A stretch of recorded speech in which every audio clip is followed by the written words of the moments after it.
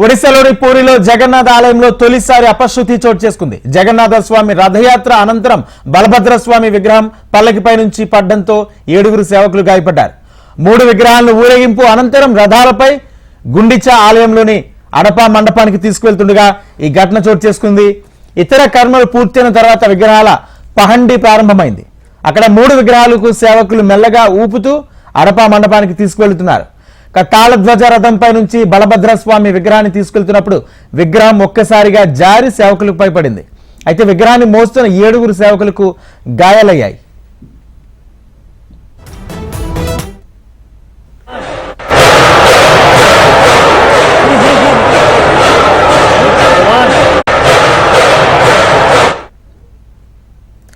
ఒడిశాలోని పూరిలో జగన్నాథ ఆలయంలో తొలిసారి అపశృతి చోటు చేసుకుంది. జగన్నాథ స్వామి రథయాత్ర అనంతరం బలభద్ర స్వామి విగ్రహం పల్లకిపై నుంచి పడ్డంతో 7 సేవకులు గాయపడ్డారు.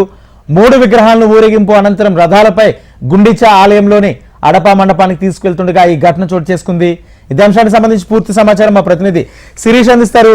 శిరీష్, తొలిసారి అంటే ఎప్పుడు జరిగినట్టుగా ఫస్ట్ టైం అపశృతి చోటు చేసుకున్నట్టు తెలుస్తుంది. ఇప్పుడు అప్డేట్స్ ఏంటి?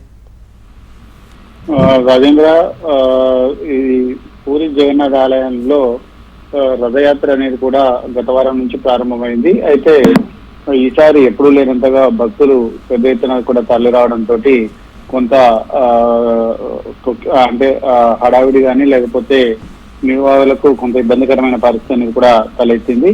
అయితే ఈ ఏర్పాట్లలో లోపం కానీ లేకపోతే సరైన చర్యలు తీసుకోకపోవడం కానీ వీటన్నిటిలో మరి కారణం ఏదే ఉంటుందనేది కూడా ఇంకా తెలియరాలేదు. కాకపోతే ఊరేగింపులో భాగంగా బలభద్ర స్వామి విగ్రహం అనేది కూడా కింద పడిపోయినట్టుగా కూడా తెలుస్తుంది. తాళధ్వజ రథంపై నుంచి ఈ విగ్రహం అనేది కూడా జారిపడినట్లుగా కూడా ప్రస్తుతం సమాచారం అందిస్తుంది. 7 సేవకులు ఎవరైతే ఉంటారో వాళ్లకు తీవ్ర గాయాలయ్యాయి. విగ్రహాలను రథాలపై మండపానికి తీసుకెళ్తుండగా ఈ ఘటన అనేది కూడా చోటు చేసుకుంది.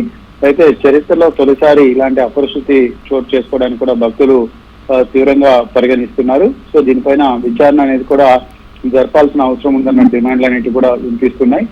అయితే దాదాపు 7 తీవ్ర గాయాలైనట్లుగా కూడా తెలుస్తోంది. వాళ్ళందరినీ కూడా పూరిలోని హాస్పిటల్ తరలించి చికిత్స అనేది కూడా అందిస్తున్నారు.